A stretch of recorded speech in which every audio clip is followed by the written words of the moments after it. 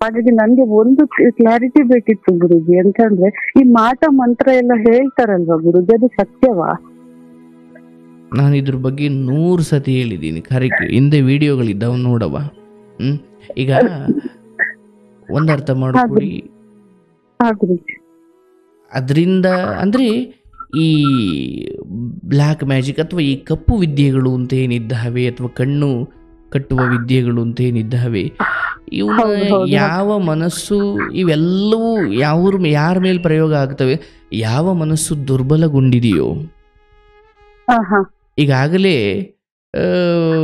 ಭಯದಲ್ಲಿರುವ ಒಬ್ಬ ವ್ಯಕ್ತಿಯ ಮುಂದೆ, ಅಂದರೆ ಹಾವು ಕಂಡ್ರೆ ಯಾರಿಗೆ ಭಯನೋ ಅವನಿಗೆ ಪ್ಲಾಸ್ಟಿಕ್ ಮುಂದೆ ಹಾಕಿದ್ರು ಅವ್ನು ಸತ್ಯ ಹೋಗ್ತಾನೆ. ಅಂದರೆ ಯಾವ ಮನಸ್ಸು ದುರ್ಬಲವೋ ಆ ಮನಸ್ಸಿನ ಮೇಲೆ ಇವೆಲ್ಲ ಈಗ ಆಲ್ರೆಡಿ ಜ್ವರ ಬಂದು ಏನೋ ಕಾಯಿಲೆ ಬಂದು ಸ್ವಲ್ಪ ನರಳಾಡ್ತಿದ್ದ, ಎಲ್ಲೋ ಹೋಗಿ ಕೇಳಿದಾಗ ಇಲ್ಲ ಯಾರೋ ಮಾಡಿಸಿದ್ದಾರೆ ಅಂತ, ಈ ಮೊದಲೇ ಕಾಯಿಲೆಯಲ್ಲಿದ್ದ, ಈಗ ಮಾಡಿಸಿದ್ದಾರೆ ಅಂತ ಗೊತ್ತಾದ್ಮೇಲೆ ಅಲ್ಲಿಂದ ಮತ್ತೆ ಶುರು. ಅಂದರೆ ನೀವು ಇದನ್ನ ಹೇಗೆ ನೋಡ್ತಿರೋ ಅದು ಹಾಗೆ. ಅಂದರೆ ಇಲ್ಲ ಯಾರೋ ಮಾಡಿಸಿದ್ದಾರೆ ಅಂದರೆ ಅದು ಹಾಗೆ. ಇಲ್ಲಪ್ಪ ಇದಕ್ಕೆ ಮುಂಚೆನೂ ಅವನು ಹುಷಾರಿರಲಿಲ್ಲ, ಆಸ್ಪತ್ರೆಗೆ ತೋರಿಸ್ತಾ ಇದ್ದೋ, ಅದು ಸರಿ ಹೋಗುತ್ತೆ ಬಿಡು ಅಂದ್ಕೊಂಡ್ರೆ ಅದು ಹಾಗೆ. ಆದರೆ ನನ್ನ ಪ್ರಕಾರ ಎಲ್ಲೋ ಹುಟ್ಟಿತು, ಯಾರೋ ಮಾಡಿಸಿದ್ದಾರಂತೆ, ಇವನ್ ನೀವು ಹೆಚ್ಚು ಹುಡುಕ್ತಾ ಹೋದಷ್ಟು ಒಂದೊಂದು ಕಡೆ ಒಂದೊಂದು ರೀತಿ ಹುಟ್ಟುತ್ತೆ. ಅರ್ಥ ಆಯ್ತಲ್ಲವ? ಇದನ್ನ ನನ್ನ ಪ್ರಕಾರ ಈಗ ನೋಡುವ, ಸಾವನ್ನು ಯಾರು ತಡೆಯೋಕ್ಕಾಗಲ್ಲ.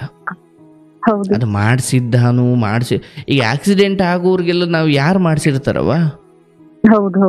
ದಯವಿಟ್ಟು ಇಂಥ ವಿಚಾರಗಳನ್ನ ನೀವು ಈ ಶಾಸ್ತ್ರ ಕೇಳೋದು, ಅಲ್ಲಿ ಕೇಳೋದು, ಇಲ್ಲಿ ಕೇಳೋದು, ಮೊದಲು ಅದನ್ನು ಬಿಡಬೇಕು.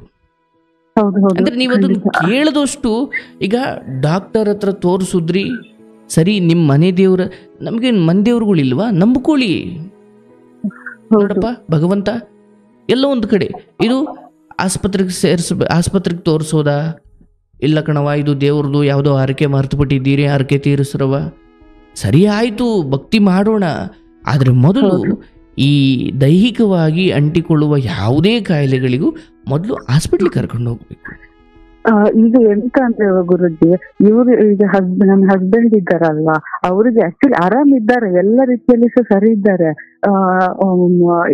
ನನ್ನೊಟ್ಟಿಗೆ ಮಾತ್ರ ಅವರು ಸರಿಯಾಗಿ, ಅಂದ್ರೆ ಆಕ್ಚುಲಿ ಅವರಿಗೆ ಸ್ವಲ್ಪ ಪರ್ಸನಲ್ ಪ್ರಾಬ್ಲಮ್ ಇದೆ. ಅಂದ್ರೆ ಈ ಎಂತ ಹಸ್ಬೆಂಡ್ ವೈಫ್ ನಾವು ಅಂದ್ರೆ ಸಾಂಸಾರಿಕವಾಗಿ ಅಂದ್ರೆ ದೈಹಿಕವಾಗಿ ಅವ್ರೇನು ನನ್ನ ಜೊತೆ ಸೇರ್ತಾ ಇಲ್ಲ. ಹಾಗಾಗಿ ಅದ್ರ ವಿಚಾರವಾಗಿ ಕೇಳಿದಾಗ ಅವ್ರು ಹೇಳ್ತಾರೆ ಅದನ್ನ ಒಪ್ಕೊಳ್ಳಿಕ್ಕೆ ರೆಡಿ ಇಲ್ಲ, ಮನೆಯಲ್ಲಿ ಟ್ಯಾಬ್ಲೆಟ್ಸ್ ಅದು ಇದೆಲ್ಲ ಇದೆ, ಟ್ಯಾಬ್ಲೆಟ್ ತಗೊಂಡ್ರೆ ಒಂದ್ ಪಕ್ಷ ಅವರು ನನ್ನ ಹತ್ರ ಬರ್ತಾರೆ, ಇಲ್ಲ ಅಂದ್ರೆ ಯಾವ್ದೇ ರೀತಿದ್ದು ಇದು ನನ್ನ ಹತ್ರ ಬರೋದಿಲ್ಲ ಅವರು. ಇದನ್ನ ವಿಚಾರಿಸಿ ನೋಡಿದಾಗ ಈಗ ಬೇರೆ ಏನಾದ್ರು ಕಾರಣಕ್ಕೆ ನನ್ನನ್ನ ದೂರ ಇಡ್ತಾ ಇದ್ದಾರೆ.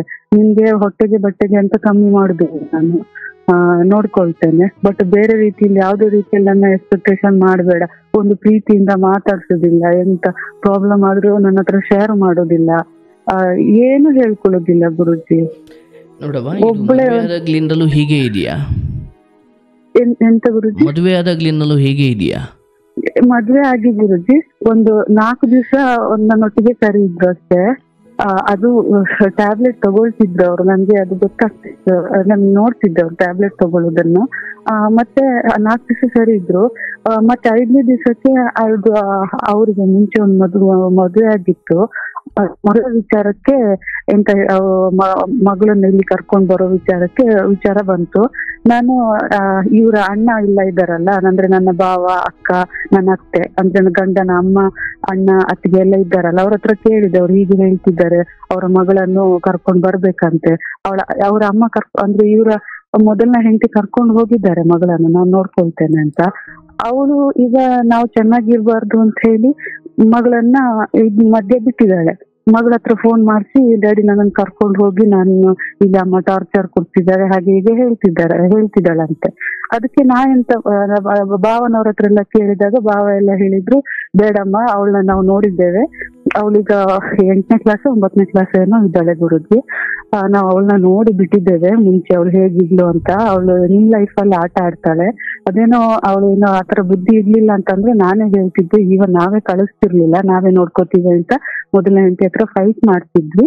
ಬಟ್ ಈಗ ಬೇಡ, ನೀವು ನಿಮ್ ಜೀವನ ಚೆನ್ನಾಗಿರ್ಬೇಕು ಅಂತಂದ್ರೆ ನೀವಿಬ್ರೇ ಇರಿ, ಮತ್ತೆ ಅದನ್ನ ಮಧ್ಯ ಕರ್ಕೊಳ್ಳೋದು ಬೇಡ ಅಂತ ಹೇಳಿದ್ರು.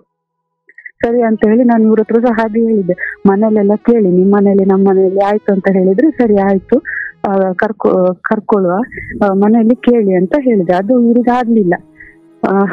ನನ್ ಮಗಳನ್ನ ಯಾರ ಹತ್ರ ಕೇಳುದು ನಾನು, ಹಾಗೆ ಅದು. ಮತ್ತೆ ನನ್ನ ಅಣ್ಣನಿಗೆ ಗೊತ್ತಾಯ್ತು, ಅಣ್ಣ ಎಲ್ಲ ಬೇಡ ಬಾವುಜಿ, ಅದು ಸರಿ ಆಗುದಿಲ್ಲ, ಅವ್ನಿಗೆ ಕರ್ಕೊಂಡ್ ಬರೋದೆಲ್ಲ ಬೇಡ ಅಂತ ಹೇಳಿ ನಿಲ್ಸಿದ್ದಾರೆ ಈಗ ಕರ್ಕೊಂಡ್ ಬರೋದನ್ನು. ಇವನ್ನ ಆಕ್ಚುಲಿ ಅವ್ಳು ಬರ್ಲಿಕ್ಕೆ ರೆಡಿ ಇಲ್ಲ, ಆದ್ರೆ ಇವಳಿಗೆ ಅವರು ಹೇಳುದು ಹಾಗೆ, ಹೆದರ್ಸುದು ತಾಯಿ ಮಗಳು. ಅವ್ರು ಚೆನ್ನಾಗಿದ್ದಾರಂತೆ ಅಲ್ಲಿ. ಇವ್ರು ಅದನ್ನ ನಂಬ್ತಿಲ್ಲ, ಇಲ್ಲ ನನ್ನ ಮಗಳು ನಿಜವಾಗ್ಲೂ ಪ್ರಾಬ್ಲಮ್ ಅಲ್ಲಿ ಇದ್ದಾಳೆ ಅಂತ ಇವ್ರು ನಂಬ್ತಿಲ್ಲ. ಈ ಕಡೆ ನನ್ನ ಅಲ್ಲಿಂದ ಶುರು ಆಗಿದ್ದು ಗುರುಜಿ. ಇವ್ರು ನನ್ನ ಜೊತೆ ಚೆನ್ನಾಗೇ ಇಲ್ಲ. ಎಷ್ಟವ ನಿನ್ನ ವಯಸ್ಸು? ನನ್ಗೆ 32 ಆಯ್ತು. ನೋಡವ್ವ, ಈ ಈ ಈ ವಿಚಾರ ಇದೆಯಲ್ಲ, ಇದು ಒಂದಿಡೀ ಸಂಸಾರವನ್ನು ಅಥವಾ ಮನುಷ್ಯ ಜನ್ಮವನ್ನು ಹಾಳು ಮಾಡುವ ವಿಚಾರ ಅಥವಾ ಕೊನೆಗೊಳಿಸುವ ವಿಚಾರ ಏನಲ್ಲ. ಅರ್ಥ ಆಯ್ತಲ್ಲ? ಇವು ನಿಮ್ಮ ಅಂಡರ್ಸ್ಟ್ಯಾಂಡಿಂಗಲ್ಲಿ ಸರಿ ಹೋಗಬೇಕಾದ ಒಂದಷ್ಟು ಸಂಗತಿಗಳೇ ಹೊರತು ಇಲ್ಲಿ ಜ್ಞಾನದ ಉಪದೇಶಗಳು ಅವಶ್ಯಕತೆ ಇಲ್ಲ. ಇವರು ಗುರುಜಿ, ನಾನು ಅಮ್ಮನ ಮನೆಯಲ್ಲೆಲ್ಲ ಹೇಳಿದೆ ಒಂದ್ಸತಿ, ಎಂತ ಮಾಡುದು ಅಣ್ಣ, ಈ ತರ ಎಲ್ಲ ಉಂಟು ಅಂತ. ಅವ್ರು ಬರೀ ದೇವಸ್ಥಾನಕ್ಕೆ ಹೋಗಿ ಅಲ್ಲಿ ಕೇಳಿದ್ದಾರೆ ಯಾರಕ್ಕೂ. ಅವ್ರು ಹೇಳಿದ್ದಾರೆ ಮೊದಲನೇ ಹೆಂಡತಿ ಮಾಟ ಮಾಡ್ತಿದ್ದಾಳೆ, ಹಾಗಾಗಿ ಇವ್ರು ಹೀಗೆ ಮಾಡ್ತಿರೋದು, ಇವಳನ್ನ ನೋಡ್ಲೇಬಾರ್ದು ಅಂತ ಹೇಳಿ ಅಂತ ಹೇಳಿದ್. ಅದೇ ನಂಬ್ಕೊಂಡಿದ್ದಾರೆ. ಇಲ್ಲಿ ಒಂದು ಏನಾದ್ರು ಮಾತಾಡುವ ದೊಡ್ಡವ್ರು ಕುತ್ಕೊಂಡು, ಈಗ ಬಾವ ಅವರೆಲ್ಲ ಕುತ್ಕೊಂಡು ಮಾತಾಡಿದ್ದಾರೆ ಗುರುಜಿ. ಬಾವ, ಅತ್ತೆ ಮತ್ತೆ ಅಕ್ಕ ಎಲ್ಲ ಕೂರ್ಸಿ ಮಾತಾಡಿದ್ದಾರೆ. ಇವ್ರ ಅಣ್ಣ ಇವ್ರು ಯಾರ ಮಾತು ಕೇಳಲಿಕ್ಕೆ ರೆಡಿ ಇಲ್ಲ. ಇವ್ರು ಅಂದ್ರೆ ಸ್ವಲ್ಪ ಜೋರಿದ್ದಾರೆ. ಅವ್ರ ಅಣ್ಣನಿಗೆ ಜಗದರ್ಸಿ ಸುಮ್ನೆ ಬಾಯಿ ಮುಚ್ಚಿಸ್ತಾರೆ. ಹಾಗಾಗಿ ಈಗ ಯಾರಾದ್ರೂ ಒಬ್ರು ದೊಡ್ಡವರು ಹೇಳಿದ್ದನ್ನ ಸ್ವಲ್ಪ ಕೇಳ್ತಾರೆ ಅಲ್ಲ, ಇವ್ರು ಹಾಗೆಲ್ಲ ಮಾಡುವಿಲ್ಲ. ಇನ್ನೊಬ್ರದ್ ಮಾತು ಕೇಳಲಿಕ್ಕೆಲ್ಲ ರೆಡಿ ಇಲ್ಲ ಇವ್ರು. ಹಾಗಾಗಿ ಎಂತ ಈಗ ಅದೇ ಒಂಚೂರು ಪ್ರೀತಿಯಿಂದ ನೋಡ್ಕೊಳ್ಳೋದೇ ಇಲ್ಲ ಗುರುಜಿ. ಈಗ ಮನೆ ಕೆಲ್ಸದವಳ ತರ ಇದ್ದೇನೆ ಮನೆಯಲ್ಲಿ, ಸುಮ್ನೆ ಅವ್ರದ್ದು ಕೆಲಸ ಎಲ್ಲ ಮಾಡ್ಕೊಂಡು ಅಡಿಗೆ ಮಾಡ್ಕೊಂಡು ಒಂದು ತಿಂಡಿಯ ಮದುವೆನಾ ಇದು? ಎಂತ ಗುರುಜಿ? ನಿಮ್ದು 2ನೇ ಮದುವೆನಾ ಇದು? ಹೌದು ಗುರುಜಿ. ನೋಡವ್ವ, ಇಂಥ ವಿಚಾರ ನಾನು ಇದ್ರ ಬಗ್ಗೆ ಹೆಚ್ಚು ಮಾತಾಡ್ಲಿಕ್ಕೆ ಹೋಗಲ್ಲ. ಯಾಕಂದ್ರೆ ಇವು ಪರಸ್ಪರ ಅಂದರೆ ಇಲ್ಲಿ ಏನೋ ದೊಡ್ಡದ್ದು ಏನೋ ದ್ರೋಹ ಅಂತ ಇದನ್ನು ಹೇಳಲಿಕ್ಕಾಗಲ್ಲ. ಬಟ್ ಕೆಲವೊಂದು 2ನೇ ಹೆಂಡತಿ ವಿಚಾರ ಮತ್ತು ನಾನು ಮದುವೆ ಆದಮೇಲೆ ಆ ಕಡೆಯಿಂದ ಯಾವುದೇ ಸಂಪರ್ಕ ಇರಬಾರ್ದು ಅನ್ನೋ ಲೆಕ್ಕಾಚಾರದಲ್ಲಿ ಮದುವೆ ಆಗಿದ್ರೆ ಈ ಸಮಸ್ಯೆ ಇರ್ತಿರ್ಲಿಲ್ಲ. ಹೌದು.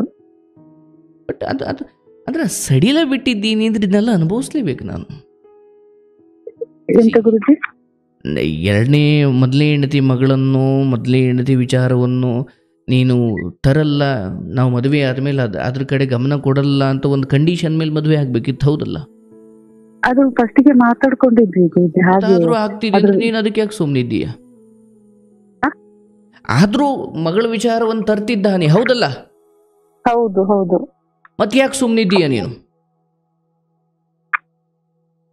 ಅವಳು ಮಾಡಿಸಿದ್ದಾಳೆ, ಮಗಳ ವಿಚಾರವನ್ನ ಪ್ರಸ್ತಾಪ ಮಾಡಲೇಬಾರದು ಮನೆಯಲ್ಲಿ, ಅಷ್ಟು ನೀನು ಬಿಗಿ ಮಾಡ್ಬೇಕಿತ್ತು ಅವನ್ನ. ನೀನ್ ಅಲ್ಲೇ ಸಡಿಲ ಬಿಟ್ಟಾದ ಮೇಲೆ ಇಲ್ಲೇನಮ್ಮ ಅದನ್ನ ಕೇಳೋದು ನೀನು? ಎಂತ ಮಾತಾಡ್ಲಿಕ್ಕೂ ಬಿಡುದಿಲ್ಲ, ಬಿಡಬಾರ್ದು. ಅಷ್ಟಿಲ್ದೇ ಇದ್ದವನು ಮದುವೆ ಆಗಬಾರ್ದು. ಪ್ರತಿ ಹೆಣ್ಣಿಂದು ಒಂದು ಭಾವನೆ ಇರುತ್ತೆ, ಹೌದಲ್ಲ? ಹೌದು. ನೀನ್ ಇಲ್ಲಿ ಮದುವೆ ಆಗ್ಬಿಟ್ಟು ಅಲ್ಲಿ ಗಮನ ಕೊಡುವುದಾದ್ರೆ ಮದುವೆ ಯಾಕಾಗ್ಬೇಕು? ಮತ್ತೆ ನೀನ್ ಕೇಳಿಸ್ಕೊ, ವಿರೋಧ ಮಾಡ್ಬೇಕಾದ್ರೂ ಈ ಲೈಂಗಿಕತೆ ವಿಚಾರ, ಪ್ರೇಮ ಪ್ರೀತಿ ವಿಚಾರ ಅಲ್ಲ. ಒಂದಿಡೀ ವ್ಯವಸ್ಥೆನೇ ಶಿಸ್ತಿನ ಕ್ರಮದಲ್ಲಿ ಇಲ್ಲ. ಅದು ಇಲ್ಲೊಂಚೂರು ಅಲ್ಲೊಂಚೂರು ಇದೆ ಅನ್ನೋದಾದ್ರೆ ಮೇಲ್ನೋಟಕ್ಕೆ ಅವರಿಬ್ಬರ ದೇಹಗಳು ದೂರ ಇದ್ದಾವೆ. ಆದರೆ ನೀನು ಈಗ ಅವನು ಇಲ್ಲೂ ಇದ್ದಾನೆ ಅಲ್ಲೂ ಇದ್ದಾನೆ, ಅಥವಾ ಅಲ್ಲೂ ಮನಸ್ಸು ಕೊಡ್ತಾನೆ, ಮಗಳ ವಿಚಾರ ಮಾತಾಡ್ತಾನೆ, ಅಲ್ಲಿನೂ ಏನೋ ನೋಡ್ಕೊಳ್ತಾನೆ ಅಂದರೆ ನೀನು ಹೇಗೆ ಹೆಂಡತಿ ಆಗ್ತೀಯ? ಮತ್ತೆ ಹೌದು. ನೀನು ಮೊದಲು ಸರಿ ಮಾಡಬೇಕಾಗಿರುವುದು ಈ ಮೂಲ ವಿಚಾರವನ್ನು.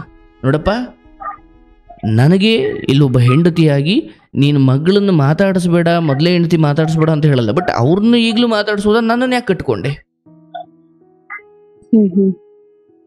ನನಗೆ ಇಲ್ಲ, ಒಂದು ಸಂಪೂರ್ಣವಾಗಿ ಇಲ್ಲಿ ನಾನು ಇರಬೇಕು, ಇಲ್ಲ ನನಗೆ ಮುಕ್ತಿ ಕೊಟ್ಟು ಅದಕ್ಕೇನು ಮಾಡಬೇಕು ಅಂದರೆ ನಿನ್ನ ಬಾಯಿಂದ ಯಾವಾಗ ಈ ಮಾತುಗಳು ಬರ್ತವೆ, ಒಂದೋ ಇರುತ್ತೆ ಇಲ್ಲ ಹೋಗುತ್ತೆ, ಪ್ರೇಮ ಲೈಂಗಿಕತೆ ಅದೆಲ್ಲ ಆಮೇಲೆ.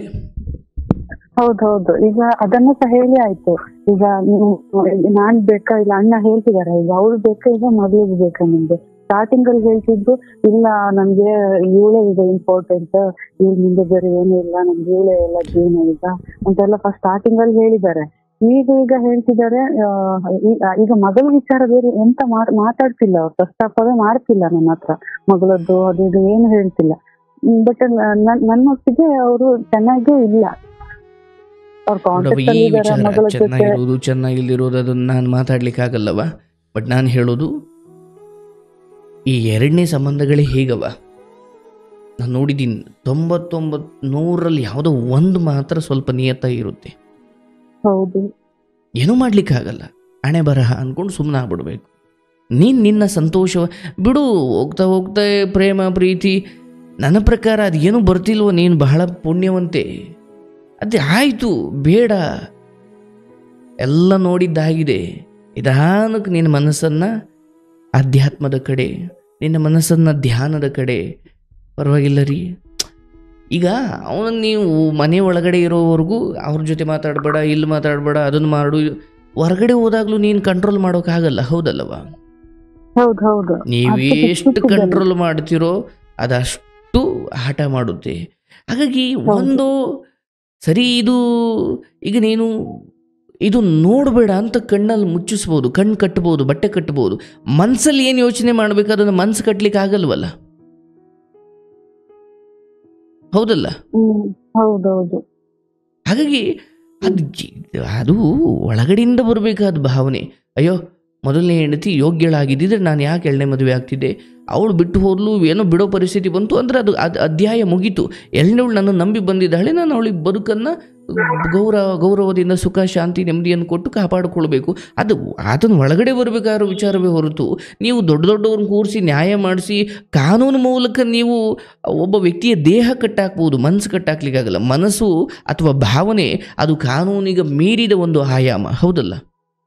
ಹೌದು. ಈಗ ಅವ್ರು ಅದನ್ನ ಹೇಳಿದ್ರು, ನೀನು ಅವ್ರ ಹತ್ರ ಎಲ್ಲ ಹೇಳಿ ನನ್ಗೆ ಇನ್ಸಲ್ಟ್ ಮಾಡ್ತಿದ್ದೆ, ಅದನ್ನೆಲ್ಲ ಎಂತ ಕೇಳೋದಿತ್ತು ನೀನು? ಭಾವನ ಹತ್ರ ಎಲ್ಲ ಏನ್ ಕೇಳ್ಬೇಕಿತ್ತು? ಈಗ ನೀನು ಹೋಗೋದಾದ್ರೆ ಹೋಗೋರ್ನ ಯಾರು ತಡಿಲಿಕ್ಕೂ ಆಗೋದಿಲ್ಲ. ಇರು ಅಂದ್ರೆ ಇಲ್ಲಿ ಇರ್ಬೋದು, ಹೋಗೋದಾದ್ರೆ ಈ ವಿಚಾರದಲ್ಲಿ ಇದಾದ್ಮೇಲೆ ಅದು, ಅದಾದ್ಮೇಲೆ ಇದು, ಎಷ್ಟವ ಇದು? ಇದಕ್ಕೊಂದು ಕೊನೆ ಇರ್ಬೇಕಲ್ಲವ ತಾಯಿ. ಹಾಗಾಗಿ ಅವನ ಮೇಲಿನ ಮೋಹವನ್ನು ಕಟ್ ಮಾಡ್ಕೊ. ಪ್ರೀತಿಸಿದ್ರ ಚಂದ. ಈಗ ಇದು ಒಂದು ಹೆಣ್ಣಿಗೆ ಒಂದು ಗಂಡಿನ ಆಶ್ರಯ ಎರಡು ರೀತಿ. ಒಂದು, ಅವನು ನನಗೋಸ್ಕರನೇ ಇರಬೇಕು, ನನ್ನನ್ನೇ ಪ್ರೇಮಿಸಬೇಕು, ನನ್ನಿಂದಲೇ ಧರ್ಮ ಅರ್ಥ ಕಾಮ ಇವೆಲ್ಲವೂ ನನ್ನಿಂದಲೇ, ಅದು ನನಗೋಸ್ಕರನೇ ಮೀಸಲು ಅನ್ನೋದು ಒಂದು ರೀತಿಯ. ಇದು ಬಿಟ್ಟು ಇನ್ನೊಂದಿದೆ, ಅಯ್ಯೋ ಅವನು ಎಲ್ಲಾದರೂ ಹೋಗಿ ಬರಲಿ, ನನಗೂ ಒಬ್ಬ ಗಂಡ ಇದ್ದಾನೆ ಅಂತ ಗೊತ್ತಾದಾಗ ಹೊರಗಡೆನವ್ರು ಕೆಟ್ಟ ಕಣ್ಣು ನನ್ನ ಮೇಲೆ ಬೀಳಲ್ಲ, ಅದಕ್ಕೆ ಒಬ್ಬ ಗಂಡನಾಗಿರಲಿ, ಇನ್ನು ಅವನು ಕೆಟ್ಟದ್ದನ್ನು ಏನೋ ಮಾಡ್ತಿದ್ದಾನೆ, ಅದು ನಾನು ತಡೆಯೋಕ್ಕಾಗಲ್ಲ ಅಂದರೆ ಗಂಡನನ್ನು ಎರಡು ದೃಷ್ಟಿಯಲ್ಲಿ ನೋಡೋರಿದ್ದಾರೆ. ಒಂದು ಗಂಡ, ಅಯ್ಯೋ ನನ್ನ ಹೆಂಡತಿ ಸರ್ವಸ್ವನಪ್ಪ, ಈಕೆ ಬಿಟ್ಟರೆ ನನಗೆ ಬೇರೆ ಯಾರ ವಿಚಾರವೂ ಬೇಡ ಅಂತ ಇರೋದು ಒಂದು ಗಂಡ. ಅಯ್ಯೋ ಎಂಥವನೊಬ್ಬ ಗಂಡ ಅಂತ ಇದ್ದಾನೆ, ಆದರೆ ಇವನಿಂದ ಸುಖ ಶಾಂತಿ ನೆಮ್ಮದಿ ಇಲ್ಲ. ಹಾಗಾಗಿ ನಾನು ಸುಖವೋ ಲೈಂಗಿಕತೆಯೋ ಇನ್ನೇನು ಬೇಡ. ಏನೋ ಒಂದು ಮಾಂಗಲ್ಯ ಭಾಗ್ಯ ಅದನ್ನಿಟ್ಕೊಂಡು ನನ್ನ ಪಾಡಿಗೆ ನಾನು ಕೆಲಸ ಮಾಡ್ತನೋ, ನೆಮ್ಮದಿಯಾಗಿ ಹೆಂಗೋ ಬದುಕೊಳ್ಳೋಣ. ಈಗ ನಿನ್ನದು ಎರಡನೇ ವರ್ಗ. ಇವನು ಸಂಪೂರ್ಣವಾಗಿ ನನಗೇ ಮುಡಿಪಿಡಬೇಕು, ನನಗೋಸ್ಕರನೇ ಇರಬೇಕು ಅನ್ನೋ ಇಲ್ಲ. ಇದು ಎರಡನೇದಾಗಿರುವುದರಿಂದ ಅದು ಹಂಗಿರಲ್ಲ. ಅದು ಇರ್ಬೋದು ಮನಸ್ಸು ಮಾಡಿದ್ರೆ, ಬಟ್ ಹಿಂಗೆಲ್ಲ ಇರೋದು ಸಾಧ್ಯನೇ ಇಲ್ಲ. ಈತ ಇರ್ತೀನಿ ಅಂದರೂ ಆ ಮಗಳು ಅಂತ ಯಾರಿದ್ದಾಳಲ್ಲ ಆಕೆ ಇರ್ಲಿಕ್ಕೆ ಬಿಡಲ್ಲ. ಅವ್ರ ಬಾಂಧವ್ಯ, ಈಗ ನಾನು ನಿನಗೆ ನ್ಯಾಯ ಕೊಡಿಸ್ಲಿಕ್ಕೆ ಒಂದಷ್ಟು ವಿಚಾರ ಹೇಳ್ಬೋದು, ಬಟ್ ಆ ಅಪ್ಪ ಮಗಳ ಬಾಂಧವ್ಯ ನೀನು ಹೆಂಗವ ತಡೀತೀಯಾ? ಹೌದಲ್ವ? ಹಾಗಾಗಿ ಇದು ಆಗದೆ ಇರೋ ಸಂಗತಿ ನನ್ನ ಪ್ರಕಾರ. ಬಿಡು, ಏನು ಸರಿ, ಪ್ರೀತಿಸಬೇಕು, ಅವನು ನನ್ನನ್ನು ಕಾಳಜಿ ಮಾಡಬೇಕು, ಹೌದು ಇರುತ್ತೆ. ಆದರೆ ಇದು ನಿನಗೆ ಬದುಕಲ್ಲಿ ಒಂದು ಮಾಂಗಲ್ಯ ಭಾಗ್ಯಕ್ಕೋಸ್ಕರ ಬಂದಿರುವ ವಿಚಾರವೇ ಹೊರತು ಆ ಮಟ್ಟಿನ ಪ್ರೇಮ ಇಲ್ಲಿರಲ್ಲ. ಅದು ಅಟ್ಲೀಸ್ಟ್ ಒಂದು ಖರ್ಚು ನೋಡ್ಕೊಳ್ಳೋದಾಗಿದೆ, ಅದು ಎಂತದೂ ಇಲ್ಲ ಗುರುಜಿ. ಮೊನ್ನೆ ನನ್ನ ಜೊತೆ ಇಲ್ಲಿ ವೆದರ್ ಇದಾಗಿ, ಆಕ್ಚುಲಿ ನಮ್ದು ಪ್ರಾಪರ್ ಬಂದು ಮಂಗಳೂರಲ್ವಾ, ಇಲ್ಲಿ ವೆದರ್ ಸೆಟ್ ಆಗದೆ ನನ್ಗೆ ಫೇಸ್ ಅಲ್ಲಿ ತುಂಬಾ ಇದಾಯ್ತು, ಇನ್ಫೆಕ್ಷನ್ ತರ ಆಗಿ ಒಂದ್ ಸ್ವಲ್ಪ ಇದಾಯ್ತು. ಅದು ಸ್ಕಿನ್ ಸ್ಪೆಷಲಿಸ್ಟ್ ಹತ್ರ ಹೋದ್ರೆ, ಅದೇ ಸ್ಕಿನ್ ಸ್ಪೆಷಲಿಸ್ಟ್ ಹತ್ರ ಹೋದ್ರೆ ಅದು ಒಂದು 2-3 ಸಾವಿರದ ಮೇಲೆನೆ ಟ್ರೀಟ್ಮೆಂಟ್ ಬರೆದು ಕೊಡ್ತಾರೆ. ಒಂದು ಹಾಸ್ಪಿಟಲ್ ಇದಕ್ಕೂ ಅವ್ರು ಸರಿಯಾಗಿ ದುಡ್ಡು ಕೊಡಲ್ಲ, ಎಲ್ಲದಕ್ಕೂ ಲೆಕ್ಕ ಕೇಳ್ತಾರೆ. ಈಗ ಆಕ್ಚುಲಿ ನಾವ್ ದುಡ್ಡು ಜೊತೆ ಯಾವ್ದು ಮಾಡೋದಿಲ್ಲ ಗುರುಜಿ, ದುಡ್ಡಿನ ವಿಚಾರಕ್ಕೂ ಇದ್ ಮಾಡ್ತಾರೆ. ಮದುವೆ ಯಾಕೆ ಮುರ್ಕೊಂಡವ ಗುರುಜಿ? ಅದೇ ನಾನು ಪರ್ಸನಲ್ ಕೌನ್ಸಿಲಿಂಗ್ ಅಲ್ಲಿ ಮಾತಾಡ್ತಿದ್ದೆ ನಾವೇ ಸ್ವಲ್ಪ ಇದ್ರಲ್ಲಿ. ಹಂಗೇನು ಆದ್ಮೇಲೆ ಇವ್ರು ಎಲ್ಲಿಂದ ಬಂದ್ರು ನಿನ್ ಜೀವನದಲ್ಲಿ? ಇವರು ಅದ್ ಮನೆಯವರು ಎಲ್ಲ ನಿಂತು ಮಾಡ್ತಿದ್ದು ಗುರುಜಿ ಮದ್ವೆನ. ಇನ್ನು ಬೆಂಕಿ ಬಾಂಡ್ಲೆಯಿಂದ ಜಾರಿ ಬೆಂಕಿಗೆ ಬಿದ್ದಂಗ ಆಗಿದೆ ಗುರುಜಿ. ಹಾಗೆ ಆಗಿದೆ ಈಗ. ಇಲ್ಲ, ಸುಮ್ಮನೆ ಯೋಚನೆ, ಇದು ಯಾವುದು ಇಲ್ದೇನೆ ಮೊದಲನೇದು ಕಿತ್ತು ಹೋಯ್ತು, ಆಯ್ತು. ಒಂಟಿಯಾಗಿದ್ದೀರ, ನಿನ್ನ ಬದುಕು ಏನಿರ್ತಿತ್ತು? ಹೌದು, ಅಲ್ಲೂ ಒಂದಷ್ಟು ಕಷ್ಟಗಳು ಇರ್ತಿದ್ದು, ಬಟ್ ಹಾಗೆ ನೋಡಿಕೊಂಡ್ರೆ ಒಂಚೂರು ಈ ಎಲ್ಲ ಜಂಜಾಟಗಳಿಂದ ಮುಕ್ತಿ ಸಿಕ್ಕಿರೋದು. ಹೌದು, ಬೇಡ ಅಂತ 4 ವರ್ಷ ಸುಮ್ಮನಿದ್ದೆ ಗುರುಜಿ. ಯಾವ್ದು ಕಿರ್ಕಿನೇ ಬೇಡ, ಮನೇಲಿ ಎಂತ ಹಿಂಸೆ ಮಾಡ್ತಿದ್ವು ಅಂದ್ರೆ ಯಾವ್ದು ಬೇಡ, ಮದ್ವೆನೂ ಬೇಡ, ಯಾವ್ದು ಈಗ ಆರಾಮಾಗಿ ಇದ್ ಬಿಡ್ತೀನಿ ಅಂತ ಇದ್ದೆ. 4 ವರ್ಷ ಸುಮ್ಮನಿದ್ದೆ ಗುರುಜಿ. ಮನೇಲಿ ಕೇಳ್ದೆ, ಎಲ್ಲಾರು ಗಂಡ ಹೆಂಡತಿ ಒಟ್ಟಿಗೆ ಇರ್ತವೆ, ಊರಿಗೆ ಹೋಗ್ತಾ ನಾವೆಲ್ಲ ನೀನೊಬ್ಳು ಹಿಂಗೆ ಎಲ್ಲಾ ಹೇಳಿ ಒಂಥರ ಸರಿ ಅಂತ ಅದನ್ನು ಒಪ್ಕೊಂಡೆ. ಈಗ ನೋಡಿದ್ರು ಹೀಗೆ ಅರ್ಥ ಆಯ್ತಲ್ಲ. ಈಗ ಅವತ್ ನಿಂತ ಯೋಚನೆ ಮಾಡಿದ್ರೆ ಅವತ್ತಿಗೆ ಅದು ಸರಿ, ಇವತ್ತೀ ಎಡವಟ್ಟಾದ ಯೋಚನೆ ಮಾಡಿದ್ರೆ ಇವತ್ತಿಗೆ ಒಂಟಿ ಸರಿ ಅನ್ಸುತ್ತೆ. ಹೌದಲ್ಲ? ಅದು ಪರಿಸ್ಥಿತಿಗೆ ಅನುಗುಣವಾಗಿ ಅದಲ್ಲ ಇದು ಇದಲ್ಲ ಅದು ಅಂತ ಆಗ್ತಿರುತ್ತೆ. ಈಗ ವಿಷಯ ಬಂದಿದ್ದನ್ನು ಎದುರಿಸೋದು ಹೇಗೆ ಅನ್ನೋದಷ್ಟೇ. ಅರ್ಥ ಆಯ್ತಲ್ಲ? ಅವ್ರೇನು ಮಾಡಿಸಿದ್ದಾರೆ, ಇವ್ರೇನು ಮಾಡಿಸಿದ್ದಾರೆ ಅದು ಬೇಡ. ನೀನ್ ಅದನ್ನ ತಲೆಗೆ ತಂದುಕೊಂಡಷ್ಟು ಆಮೇಲೆ ನಿನಗೂ ಏನೋ ಮಾಡಿಸಿದ್ದಾರೆ ಅಂತ ಕತೆ ಕಟ್ಟಿಬಿಡ್ತಾರೆ. ಮೊದಲು ಈ ವಿಚಾರವನ್ನ ಇದಕ್ಕೆ ಎಷ್ಟು ಮಹತ್ವ ಕೊಡಬೇಕು, ಇದು ನನ್ನ ಮಾತಿಂದಲೋ ಅಥವಾ ಯಾರೋ ದೊಡ್ಡವರು ಕೂತು ಹೇಳೋದ್ರಿಂದಲೋ ಪರಿಹಾರ ಆಗುವಂಥದ್ದ, ಈತ ಮಾತು ಕೇಳುವಂಥವನ್ನ, ಇದೆಲ್ಲವನ್ನು ನೋಡಿಕೊಂಡು ನೀನು ಅಪೇಕ್ಷೆಗಳನ್ನ ಇಟ್ಕೊಳ್ಬೇಕೆ ಹೊರತು ಇಲ್ಲ ಇದು ಸರಿ ಮಾಡಿಬಿಡ್ತೀನಿ ಅಂತ ಮೊದಲೇ ಆಸೆ ಇಟ್ಕೊಂಡ್ಬಿಡೋದು, ಅದು ಸರಿ ಹೋಗದೆ ಹೋದ್ರೆ ಡಿಪ್ರೆಷನ್ಗೆ ಹೋಗೋದು, ಅದು ಬೇಡ. ನಾನು ಹೇಳ್ತೀನಲ್ಲ, ಈತನಿಂದ ಯಾವ ಸುಖ ಶಾಂತಿ ನೆಮ್ಮದಿ. ಈಗ ನಾನು ಹೇಳೋದು, ಒಳ್ಳೆ ಮಳೆ ಬೆಳೆ ಆದಾಗ ಒಬ್ಬ ರೈತ ಹೌದಪ್ಪ ಈ ವರ್ಷ ಇಷ್ಟೇ ಪಲ್ಲ ಭತ್ತ ಆಗ್ತವೆ, ರಾಗಿ ಆಗ್ತವೆ ಅಂತ ಅಂದಾಜು ಮಾಡ್ಬೋದು. ಮಳೆ ಇಲ್ಲ, ಬೆಳೆ ಇಲ್ಲ, ಏನೋ ಸರಿಯಾಗಿ ಆರಂಭ ಇಲ್ಲ, ಸರಿಯಾಗಿ ಮಳೆ ಇಲ್ಲ ಅಂದಾಗ ಅವನು ಇಷ್ಟೇ ಬೇಕು ಅಷ್ಟೇ ಬೇಕು ಅಂತ ಹಠ ಮಾಡಂಗಿಲ್ಲ, ಬಂದಷ್ಟು ತಗೊಂಡು ನೆಮ್ಮದಿಯಾಗಿರೋದು ಕಲಿಬೇಕು. ಹೌದಲ್ಲ? ಹೌದು. ಈಗ ನೀನು ಬದುಕು ಹಂಗೆ ಆಗಿದೆ. ಏನೂ ಇಲ್ಲ ಅನ್ನೋದಕ್ಕಿಂತ ಒಂಚೂರು ಐತೆ ಅನ್ನೋದಷ್ಟೇ. ಹಾಗಂತ ನೀನು ದುಃಖ ಪಡೋದು ಬೇಕಿಲ್ಲ. ಈ ಮನುಷ್ಯರಿಂದ ಬರುವ ಪ್ರೀತಿ ಅದು ಬೆಳಿಗ್ಗೆ ಬರುತ್ತೆ, ಸಂಜೆ ವರ್ಷಕ್ಕೆ ಅದು ಇನ್ನೇನೋ ಆಗಿರುತ್ತೆ. ಈತ ನಾಳೆ ಸರಿ ಹೋದ ಅಂತ ಅಂದ್ಕೋ, ಆ ಸರಿ ಹೋದ ಅಂತ ಏನು ಅಂದ್ಕೊಳ್ತಿ ಅದು ತುಂಬ ದಿನ ಇರಲ್ಲ, ಮತ್ತು ಬದಲಾಗ್ಲಿಕ್ಕೆ ಏನೋ ಒಂದು ವಕ್ರಿಸ್ಕೊಂಡಿರುತ್ತೆ. ಹಾಗಾಗಿ ಇದ ಸರಿ ಹೋಗೋದು ಮತ್ತೆ ಕೆಡೋದು, ಸರಿ ಹೋಗೋದು ಮತ್ತೆ ಕೆಡೋದು, ಇದು ನಿರಂತರ, ಇದೊಂದು ಮುಗಿಯದ ಕತೆ. ಹಾಗಾಗಿ ನೀನೇನು ಮಾಡ್ಬಿಡ್ಬೇಕವ್ವ, ಈಗ ಸರಿ ಆಯಿತು, ಹೋಗೋರು ಹೋಗ್ಲಿ, ಬರೋರು ಬರಲಿ, ಏನೋ ತವ್ರ ಮನೆ ಗಂಡನ ಜೊತೆ ಹೋಗ್ಲಿಕ್ಕೆ ಒಂದು ಅವಕಾಶ ಕೊಟ್ಟಿದ್ದಾನೆ, ಏನೋ ಇರೋಣ, ನಗ್ನಗ್ತಾ ಇರೋಣ. ನಾನು ಮೌನವಾಗಿ ಅಖಂಡವಾದ ಮೌನವನ್ನು ಕಾಪಾಡ್ಕೊ. ಹಾಗೆ ಮೌನವಾಗಿರೋದ್ರಿಂದ ಇವನ ಪ್ರೇಮ ಸಿಕ್ಕರೆ ಅದು ಸರಿ. ಒತ್ತಾಯವಾಗಿ ತಗೊಳ್ತೀನಿ ಅಂದರೆ ಅದಕ್ಕೆ ಮತ್ತೆ ಇನ್ನೊಂದೇನೋ ಸಮಸ್ಯೆ ಉಟ್ಕೊಳ್ಳುತ್ತೆ, ಮತ್ತು ಅದಕ್ಕೊಂದು ಕೌನ್ಸಿಲಿಂಗ್ ತಗೊಳ್ಬೇಕಾಗುತ್ತೆ. ಅರ್ಥ ಆಯ್ತಲ್ಲ? ಇದು ಒತ್ತಾಯದಿಂದಲೋ ಇದರಿಂದ ಬರುವಂಥದ್ದಲ್ಲ.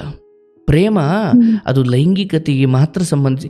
ಅದು ಊಟ ಆಯ್ತಾನೆ, ಏನು ಮಾಡ್ತಿದೀಯಾ, ಹುಷಾರು ಹುಷಾರು, ಒಳ್ಳೆ ಸರಿಯಾಗಿ ಊಟ ಮಾಡು, ಸರಿಯಾಗಿ ನಿದ್ದೆ ಮಾಡು. ಅಂದ್ರೆ ಲೈಂಗಿಕತೆಯನ್ನು ಹೊರತುಪಡಿಸಿ ಈ ಪ್ರೇಮವನ್ನ ಕಾಳಜಿ ಮಾಡ್ಲಿಕ್ಕೆ ತುಂಬಾ ವಿಚಾರ ಇದ್ದಾವೆ, ಹೌದಲ್ಲ? ಹೌದು, ಅದೇ ನಾನು ಅದನ್ನೇ, ಅದು ಇಲ್ಲ, ನಾನು ಅದನ್ನೇ ಹೇಳ್ತಿದ್ದೆ, ಇದು ಬೇಡ, ಅಟ್ಲೀಸ್ಟ್ ನಿಂಗೆ ಪ್ರಾಬ್ಲಮ್ ಇದೆ, ಇದು ಬೇಡ, ಓಕೆ, ಬಟ್ ನನ್ಗೆ ಅಟ್ಲೀಸ್ಟ್ ನನ್ಗೊಂದು ಪ್ರೀತಿಯಿಂದ ಮಾತಾಡ್ತೀನಿ ನೀವು, ಅದನ್ನ ಹೇಳಿ ಆಯ್ತು. ಅವ್ರು ಪ್ರೀತಿಯಿಂದ ಮಾತಾಡ್ಸೋದಾಗ್ಲಿ ಅದೇ ಏನಿದ್ದೇ ಇಲ್ಲ, ಸಿಟ್ಟು ಸಿಕ್ಕಾಪಟ್ಟೆ ಜಾಸ್ತಿ, ತುಂಬಾ ಸಿಟ್ಟು. ಮನುಷ್ಯನ ಸೈಕಾಲಜಿ ಅರ್ಥ ಮಾಡ್ಕೋ. ಯಾವುದು ದೂರ ಇರುತ್ತೆ ಅದ್ರ ಮೇಲೆ ಪ್ರೀತಿ ಜಾಸ್ತಿ, ಯಾವುದು ಬೆಳಗ್ಗೆ ಎದ್ರೆ ನಮ್ಮ ಕಣ್ಮುಂದೆ ಇರುತ್ತೆ ಹೋಗ್ತಾ ಹೋಗ್ತಾ ಆಸಕ್ತಿ ಕಡಿಮೆ ಆಗ್ಬಿಡುತ್ತೆ. ಇದೇ ನೀವು ದೂರ ಹೋಗಿ ಅವಳ ಹತ್ರ ಬರಲಿ, ಅವಳ ಮೇಲೂ ನಾಳೆ ಇದೇ ಆಗುತ್ತೆ. ಅದಕ್ಕೆ ತಾನೇ ಓಡಿಸಿರೋದು. ಈಗ ಯಾವುದೇ ಆದ್ರೂ ನೋಡ್ಕೊ, ಮನೆಗೆ ಸಂಬಂಧಿಕರು ಬಂದ್ರು, ಅಯ್ಯೋ ತುಂಬ ದಿನ ಆದ್ಮೇಲೆ ಬಂದ್ರಿ ಕೂತ್ಕೊಳ್ಳಿ, ನೀರು ಕುಡಿತೀರಾ? ಇಡಿ ಒಬ್ಬಿಟ್ಟು ಮಾಡ್ತೀವಿ ಇವತ್ತು. ಒಂದು ದಿವಸ ಆಯಿತು ಒಬ್ಬಿಟ್ಟು ಮಾಡಿದ್ರು, 2ನೇ ದಿವಸನೂ ಯಾಕೋ ಸಂಬಂಧಿಕರು ಅಲ್ಲೇ ಉಳ್ಕೊಂಡ್ರು. ಸರಿ ಆಯಿತು, ಉಳ್ಕೊಂಡಿದ್ದೀರಾ, ಒಳ್ಳೇದಾಗಲಿ, ಬೋಂಡ ಮಾಡ್ತೀನಿ ರೀ. 3ನೇ ದಿವಸವೂ ಅಲ್ಲೇ ಉಳ್ಕೊಂಡ್ರು. ಇದೇನು ಇವ್ರು ಹೋಗೋದೇ ಕಾಣಲ್ಲ. ಸರಿ ಆಯಿತು, ಏನೋ ಬದನೆಕಾಯಿ ಸಾರು ಮಾಡಿ ಮುದ್ದೆ ಮಾಡ್ತೀನಿ ಉಣ್ಣಿ. 4ನೇ ದಿವಸನೂ ಅಲ್ಲೇ ಉಳ್ಕೊಂಡ್ರು. ಅಂದರೆ ಎಕ್ಸ್ಪ್ರೆಷನ್ ಚೇಂಜು. ಅಂದರೆ ಮೊದಲ ದಿವಸ ಹೊಸದಾಗಿ ಸಂಬಂಧಿಕರು ಬಂದಾಗ ಇದ್ದ ಪ್ರೇಮ, ಆ ಸಂಬಂಧಿಕರು 5-6 ದಿನ ಅಲ್ಲೇ ಉಳಿದು ಬಿಟ್ರು ಅಂದ್ಕೊಳ್ಳಿ, ಆ ಪ್ರೇಮ ಇರಲ್ಲ, ಹೌದಲ್ಲ? ಹೌದು. ಹಾಗೆಯೇ ಈ ಗಂಡ ಹೆಂಡತಿ ಕೆಲವು ಸಂಬಂಧಗಳಿರ್ತವೆ, ಈ ಜನ್ಮ ಅಲ್ಲ 7 ಜನ್ಮಕ್ಕೂ ಅಷ್ಟೇ ಪ್ರೀತಿ ಇರುತ್ತೆ. ಆದರೆ ಕೆಲವೊಬ್ರು ಹಂಗಲ್ಲ, ಮದುವೆಗೆ ಮುಂಚೆ ಸುತ್ತಾಡಿ ಎಲ್ಲ ಮುಗಿಸ್ಕೊಂಡ್ಬಿಟ್ಟಿರ್ತಾರೆ. ಮದುವೆ ಆಗಿ 1 ವಾರ 2 ವಾರಕ್ಕೆ ಆಸಕ್ತಿನೇ ಇರಲ್ಲ ಒಬ್ಬೊಬ್ರಿಗೊಬ್ಬರು. ಅಂದರೆ ದೂರ ಇದ್ಲಲ್ಲ ಪ್ರೇಯಸಿ, ಅವನಿಗೆ ಹಂಗೆ ಅನ್ನಿಸ್ತಾ ಇತ್ತು. ಈಗ ಬೆಳಿಗ್ಗೆ ಅದ್ರ ಮುಂದೆ ಇದ್ದಾಳೆ, ಅಯ್ಯೋ ಇದೇನಪ್ಪ ಅದು ಹಾಗೇನವ್ವ, ನಿನ್ನ ಬದುಕು ಹಾಗೆ. ನೀನು ಈಗ ಒಂದು ಸ್ವಲ್ಪ ದೂರ ಇದ್ದು ಅಂತರ ಕಾಪಾಡ್ಕೋ. ದೇಹದಿಂದ ಅಂತರ ಕಾಪಾಡ್ಕೊಳ್ಳೋದು ಒಂದು, ಮಾನಸಿಕವಾದ ಒಂದು ಅಂತರ ಕಾಪಾಡ್ಕೋ, ಮೌನದಿಂದ. ಹೌದು. ಈಗ ನಾನು ದೂರ ಹೋದಾಗ ಮತ್ತೇನೋ ಕೆಲಸ ಮಾಡ್ಬಿಟ್ಟು ಬೇಡ, ಮೌನದಿಂದ ಅಂದರೆ ಒಂದು ಮಾನಸಿಕ ಅಂತರ ಇದೆ. ಇವಳು ಮೊದಲಂಗಿಲ್ಲ, ಮೊದಲೆಲ್ಲ ಮೈ ಮೇಲೆ ಬಿದ್ದು ಬರೋಳು, ಅಥವಾ ನನ್ನನ್ನು ಪ್ರೀತಿ ಮಾಡಿ ಏನೋ ಒಂದು ಕೇಳಿಕೊಳ್ಳೋಳು. ಈಗೇನಪ್ಪ ಏನೂ ಇಲ್ಲ. ಅದನ್ನು ಮಾಡಿದೆ ಗುರುಜಿ. ಈಗ ಸೈಲೆಂಟ್ ಆಗಿದ್ದೆ, ಅವ್ರು ಬರುವಾಗೆಲ್ಲ ಜಾಸ್ತಿ ಮಾತಾಡ್ಲಿಲ್ಲ. ಅವ್ರು ಹೇಗೆ ಅದೊಂದು ತಪಸ್ಸು, ಅದು ವರ್ಷಾನುಗಟ್ಲೆ ಇರ್ಬೇಕು. ಅದು ಯಾವುದು 1-2 ದಿವಸಕ್ಕೆ ಫಲ ಕೊಡೋದಲ್ಲ. ಮಾಡಿದ್ದೆ ಅದು ನೋ ಅದು ಹಾಗಲ್ಲ, ಚಿಕ್ಕ ಅಂತರ ಅಲ್ಲ, ಅದು ಬಹಳ ದೊಡ್ಡ ಅಂತರ ಬೇಕು. ಈಗ ನಾನು ಈ ತರ ಯೋಚನೆ ಮಾಡಿದ್ದೆ, ಈಗ ಇಲ್ಲೇ ಈಗ ಇಲ್ಲ ಕೆಲಸ ಇಲ್ಲೇ ಎಲ್ಲಾರು ನೋಡಿ ಅಂತ ಹೇಳಿದೆ. ಕೆಲಸ ಅವರಾಗಿ ನೋಡುದಿಲ್ಲ ಇಲ್ಲಿ, ನಾನಾಗೆ ದೂರ ಇದ್ದು ಕೆಲಸ ಮಾಡೋಣ ಅಂತ ಇದೀನಿ. ಎಲ್ಲಾರು ಕೆಲಸ ಆಯ್ತು, ಮಾನಸಿಕವೋ ದೈಹಿಕವೋ ಒಟ್ನಾಗ ಅಂತರ ಕಾಪಾಡ್ಕೊ. ಅಂಡ್ ಈತ ತಾನಾಗೆ ಯಾವತ್ತು ಪ್ರೇಮ ತೋರಿಸ್ಲಿಕ್ಕೆ ಶುರು ಮಾಡ್ತಾನೆ, ಅಥವಾ ಅಂಥದ್ದೇನೋ ಈತನಿಂದಲೇ ಬರುತ್ತೆ, ಅಲ್ಲಿವರೆಗೂ ಸುಮ್ಮನೆ ಕಾಯು. ಅಂಡ್ ನನ್ನ ಪ್ರಕಾರ ಸ್ಪಿರಿಚುವಲ್ ಆಸ್ಪೆಕ್ಟಿಂದ ಹೇಳ್ತೀನಿ, ನೀನು ಅದನ್ನು ಬಯಸಲೇಬೇಡ. ನೀನು ಬಯಸಿದಷ್ಟು ನಿನಗೆ ಅದು ಒಂದು ದಿವಸ ಸಿಗುತ್ತೆ, ಮತ್ತೆ ಸಂಜೆ ಸಿಗಲ್ಲ, ಮತ್ತೆ ಬೆಳಿಗ್ಗೆ ಸಿಗುತ್ತೆ. ಇದೊಂದು ಮುಗಿಯದ ಕತೆ. ಹಾಗಾಗಿ ಅಂದರೆ ಯೋಚನೆ ಮಾಡಿ, ನಾನು ದಾರಿಲಿ ಹೋಗ್ತಾ ಇದ್ದೆ, ಇದ್ದಕ್ಕಿದ್ದಂಗೆ ನನಗೆ 500 ರೂಪಾಯಿ ಸಿಕ್ಬಿಡ್ತು. ಅಯ್ಯೋ 500 ರೂಪಾಯಿ ಸಿಕ್ಬಿಡ್ತು ಅಂದರೆ ನಾನು ಮನಸ್ಸಲ್ಲಿ ಆಲ್ರೆಡಿ ಇಲ್ಲೆಲ್ಲೋ 500 ರೂಪಾಯಿ ಬಿದ್ದತಂತೆ, ಬೇಕು ಅಂತ ಹುಡ್ಕೊಂಡು ಹೋಗಿ ಸಿಕ್ಕರೆ ನನಗೆ ಅಷ್ಟೇನು ಮಜಾ ಕೊಡಲ್ಲ. ಅಕಸ್ಮಾತಾಗಿ ಸಿಕ್ಬಿಟ್ರೆ ನನಗೆ ಭಾಳ ಸಂತೋಷ. ಹಾಗೆ ಈ ಪ್ರೇಮ ಬೇಡಪ್ಪ, ನಾನು ಬೇಡಿ ಸಾಕಾಯಿತು, ಅವನ ಪ್ರೀತಿನೂ ಬೇಡ, ಏನೂ ಬೇಡ, ಸುಮ್ಮನೆ ಒಂದು ಹೆಣ್ಣಾಗಿ ಇದ್ದುಕೊಂಡು ಹೆಂಡತಿಯಾಗಿ ಸೇವೆ ಮಾಡಿಕೊಂಡು ನನ್ನ ಪಾಡಿಗೆ ಸುಮ್ಮನೆ ಇರೋಣ ಅಂತ ಆತ ಬಯಸದೆ ನಿನ್ನ ಪಾಡಿಗೆ ನೀನು ಇದ್ಬಿಟ್ಟು ಆಗ ಪ್ರೀತಿ ಬಂದರೆ ಅದು ನಿನಗೆ ತುಂಬ ಖುಷಿ ಕೊಡುತ್ತೆ. ಬೇಡಿ ಪಡ್ಕೊಟ್ರೆ ಅಷ್ಟು ಸಂತೋಷ ಕೊಡಲ್ಲ. ಅಕಸ್ಮಾತ್ ಆಗಿ ಸಿಗುತ್ತಲ್ಲ, ಅದು ನಿಜವಾದ ಸಂತೋಷ ಕೊಡುತ್ತೆ. ಹಾಗಾಗಿ ಈಗ ಸ್ವಲ್ಪ ಅಂತರ ಕಾಪಾಡ್ಕೊಳ್ಳವ. ಯಾವ ಮಾಟವೂ ಅಲ್ಲ, ಯಾವ ಮಂತ್ರವೂ ಅಲ್ಲ. ಇಲ್ಲಿ ವಿಚಾರ ಇರೋದು, ಯಾವುದು ದೂರ ಇದೆಯೋ ಅದ್ರ ಬಗ್ಗೆ ಆಸೆ ಜಾಸ್ತಿ ಆಗಿದೆ, ಯಾವುದು ಹತ್ರ ಇದೆಯೋ ಅದು ಹಾಗೆ. ಪ್ರತಿದಿನ ಚಿತ್ರಾನ್ನ ತಿನ್ನೋಕೆ ಕಷ್ಟ ಆಗುತ್ತೆ ಅಂತಾರೆ, ಹಂಗಾಗಿದೆ ಕತೆ. ಮಾಟ ಮಂತ್ರ ಇದೆಲ್ಲ ಭಾವನಾತ್ಮಕ ನಾಟಕಗಳೇ ಹೊರತು ನಿನ್ನ ಮನಸ್ಸಲ್ಲಿ ನೀನೇನು ಯೋಚನೆ ಮಾಡಬೇಕು ಅಂತ ನಾನು ಹೇಗೆ ನಿರ್ಧಾರ ಮಾಡಲಿ? ನಾನೊಬ್ಬ ಮಂತ್ರವಾದಿಯಾಗಿ ನಿನ್ನ ಮನಸ್ಸಲ್ಲಿ ಏನು ನೋವಾಗಬೇಕು ಅಂತ ನಾನು ಹೆಂಗೆ ನಿರ್ಧಾರ ಮಾಡಲಿ? ಅದು ಅವ್ರಿಗೇನೋ ಆಸಕ್ತಿ ಇದೆ, ಅವರ ನರಮಂಡಲಗಳೆಲ್ಲ ಅವರ ಆಸೆಯಂತೆ ಆಕ್ಟ್ ಮಾಡ್ತಿದ್ದಾವೆ, ಅವರನ್ನು ಪ್ರಚೋದಿಸ್ತಿದ್ದಾವೆ. ಅದು ಸೈಕಿಯಾಟ್ರಿಸ್ಟಿಗೆ ಗೊತ್ತಾಗೋ ವಿಚಾರವೇ ಹೊರತು ಮಂತ್ರವಾದಿಗೆ ಗೊತ್ತಾಗೋ ವಿಚಾರ ಅಲ್ಲ. ಅದು ಗೊತ್ತಿಲ್ಲದಿರೋ ನಾವೇನು ಅಂದ್ಕೊಳ್ತೀವಿ, ಅಯ್ಯೋ ನಮ್ಮ ಬಗ್ಗೆ ಗಮನ ಕೊಡ್ತಾ ಇಲ್ಲ ಅಂದರೆ ಯಾರೋ ಒಬ್ರು ಅವ್ರ ಕಡೆಗೆ ಬರೋಂಗೆ ಮಂತ್ರ ಮಾಡಿಸ್ಕೊಂಡು ಯಾರ ಹತ್ರನೂ ಮಾಟ ಮಾಡಿಸ್ಬಿಟ್ಟಿದ್ದಾರೆ. ದಯವಿಟ್ಟು ಇದನ್ನೆಲ್ಲ ಬಿಟ್ಟು ನೀನು ಅಂತರ ಕಾಪಾಡ್ಕೊ, ದುಡಿಮೆ ಕಡೆ ಗಮನ ಕೊಡವ. ಅರ್ಥ ಆಯ್ತಲ್ಲ? ನಾನು ಬಂದಿದ್ದು ಒಂಟಿಯಾಗಿ, ಇಲ್ಲಿ ಅಪ್ಪ ಅಮ್ಮ ಅಣ್ಣ ಗಂಡ ಆ ಗಂಡ ಈ ಗಂಡ ಈ ಎಲ್ಲ ಮಧ್ಯದಲ್ಲಿ ಬಂದು ಹೋಗ್ತಾರೆ. ಅಂತಿಮವಾಗಿ ನೀನು ಒಬ್ಳೇ ಸತ್ಯ. ಅದು ಮಾತಲ್ಲಿ ಹೇಗೆ ಮಾತಾಡ್ತಾರೆ ಅಂದ್ರೆ ಅದು ನನಗೆ ನಾನೊಂದಿಗೆ ಏನಾದ್ರು ಹೇಳ್ತೇನಲ್ಲ ಗುರುಜಿ, ಇಲ್ಲರಿ ನಾನು ಆತರ ಹೇಳಿಲ್ಲ ನಿಮ್ಮ ಹತ್ರ, ನಂಗೆ ಅದು ವಚನ ಕೂಡ ಇರ್ಲಿಲ್ಲ ಅಂತ. ನೀನ್ ಹೌದು, ನಿನ್ ದೊಡ್ಡ ಸೊಪ್ಪು ಈಗ ನಾನೆಂತಾದ್ರು ಹೇಳ್ತೇನೆ ಗುರುಜಿ ಅವರಿಗೆ. ಏನೋ ಒಂದು ಹೇಳಿದಾಗ ಅದನ್ನ ಬೇರೆ ರೀತಿಯ ತಗೊಳ್ತಾರೆ. ತಗೊಂಡಾದ್ಮೇಲೆ ನಾನ್ ಹೇಳ್ತೇನೆ, ನಾನು ಹಾಗೆಲ್ಲ ಹೇಳಿದ್, ನೀವೆಂತ ಅದನ್ನೆಲ್ಲ ಆತರ ತಗೊಳ್ತೀರಾ, ನನ್ಗೆ ಆತರ ಮೈಂಡ್ ಅಲ್ಲಿ ಇರ್ಲಿಲ್ಲ, ನೀವ್ ಯಾಕೆ ಆತರ ಯೋಚನೆ ನಾ ಹಾಗೆ ಹೇಳಿದ್ದಲ್ಲ ನಿಮ್ಗೆ ಅಂತ ಹೇಳಿದ್ರೆ, ಹೌದೌದು ಅಂದ್ರೆ ತುಂಬಾ ಚುಚ್ಚಿ ಮಾತಾಡ್ತಾರೆ ಗುರುಜಿ. ಹೌದು, ನೀನ್ ದೊಡ್ಡ ಸೊಬಗಿ, ನೀನು ನಿನ್ ಮೈಂಡ್ ಅಲ್ಲಿ ಏನು ಇರೋದಿಲ್ಲ, ನಿನ್ಗೇನು ಗೊತ್ತೇ ಇಲ್ಲ, ನಿನ್ ಮೊಬ್ಬೆ, ನೀನ್ ನೋಡು ಚಿಕ್ಕ ಮಗು ಅಂದ್ರೆ ಒಂದು ವಿಚಾರಕ್ಕೆ ಅಷ್ಟು ಚುಚ್ಚಿ ಮಾತಾಡ್ತಾರೆ. ತುಂಬಾ ನೋವಾಗ್ಬಿಡುತ್ತೆ ಮನ್ಸಿಗೆ. ಸೊ ನಾನು ಏನೋ ಹೇಳಿದೆ, ಈ ವಿಚಾರ ಇಲ್ಲಿಗೆ ಬಿಡು, ಅದನ್ನ ಹೆಚ್ಚು ಚರ್ಚೆ ಮಾಡೋಕೆ ಹೋಗ್ಬೇಡ. ನಾನು ಹೇಳ್ದಂಗೆ ಬಿಡು, ಇದೆಲ್ಲ ಯಾವುದು ಸತ್ಯ ಅಲ್ಲ. ನಾಳೆ ಸಾಯ್ತೀನೋ ನಾಡಿದ್ದು ಸಾಯ್ತೀನೋ ಇದನ್ನು ಬಯಸ್ಕೊಂಡು ದೇಹಕ್ಕೆ ನಾನು ಎಷ್ಟು ಸುಖವನ್ನು ಬಯಸ್ತಾ ಹೋಗ್ತೀನೋ ಅಷ್ಟು ನಾನು ಸ್ವರ್ಗದಿಂದ ದೂರ ಹೋಗ್ತೀನವ. ಅರ್ಥ ಆಯ್ತಲ್ಲ? ಮಾನಸಿಕ ನೆಮ್ಮದಿ ಅಂತ ಇದೆಯಲ್ಲ, ಅದು ತ್ಯಾಗದಿಂದ ಬರುವಂಥದ್ದೇ ಹೊರತು ಈಗ ಐ ವಾಂಟ್ ದಿಸ್ ನನಗೆ ಬೇಕು, ನನಗಿದು ಬೇಕು, ಯಾರು ಬೇಕು ಬೇಕು ಬೇಕು ಅಂತನೋ ಅವನಿಗೆ ಸಿಗ್ಬೋದದು. ಆದರೆ ಅವನು ನಿಜವಾದ ನೆಮ್ಮದಿಯಿಂದ ದೂರ ಹೋಗ್ಬಿಡ್ತಾನೆ. ನನಗೆ ಬೇಡ ಅನ್ನೋದು ಕಲಿಬೇಕಂತೆ. ಬೇಡ ಬೇಡ ಬೇಡ, ನನಗೆ ಬೇಡ ಕಣಪ್ಪ. ಈಗ ನೋಡಿ, ವಯಸ್ಸಾದ ಮುದುಕರು ತಗೊಳ್ಳಿ ತಾತ ಸ್ಪೀಡ್ ತಿನ್ನಿ, ಬೇಡ ಕಣಪ್ಪ ಬೇಡ. ಅದೇ ತಾತ ಚಿಕ್ಕ ಹುಡುಗನಲ್ಲಿದ್ದಾಗ ಸ್ವೀಟ್ ಕೊಡಿ ಅಂತ ಹತ್ತು ಕರೆದು ಕೇಳಿ ತೀಸ್ಕೊಂಡು ತಿಂತಿದ್ರು. ಅಂದ್ರೆ ಆ ವಯಸ್ಸಾದ ಮೇಲೆ ಒಂದು ವೈರಾಗ್ಯ, ಅಷ್ಟೊತ್ತಿಗೆ ಆತನಿಗೆ ಸತ್ಯ ಗೊತ್ತಾಗಿರುತ್ತೆ.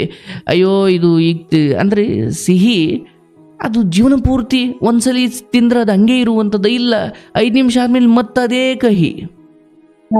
ಮತ್ತೆ ಯಾಕೆ ಆಸೆ ಹುಟ್ಟಿಸ್ಬಿಟ್ಟು ಮತ್ತೆ ಕಹಿ ಮಾಡ್ಕೊಳ್ಳಿ, ಬೇಡ ಹಿಂಗೆ ಇದು ಬಿಡೋಣ ಅಂದ್ರೆ ಆ ಸತ್ಯ ಗೊತ್ತಾದಾಗ ಒಂದು ವೈರಾಗ್ಯ ಬರುತ್ತಲ್ಲ, ಅದು ಮನುಷ್ಯನಿಗೆ ಇಲ್ಲೇ ಬರಬೇಕು, ಈ ಮಧ್ಯದಲ್ಲಿ. ಈಗ ನಿಮ್ಮ ಏಜಲ್ಲಿ ಗೊತ್ತಾಗಬೇಕಾ ಸತ್ಯ.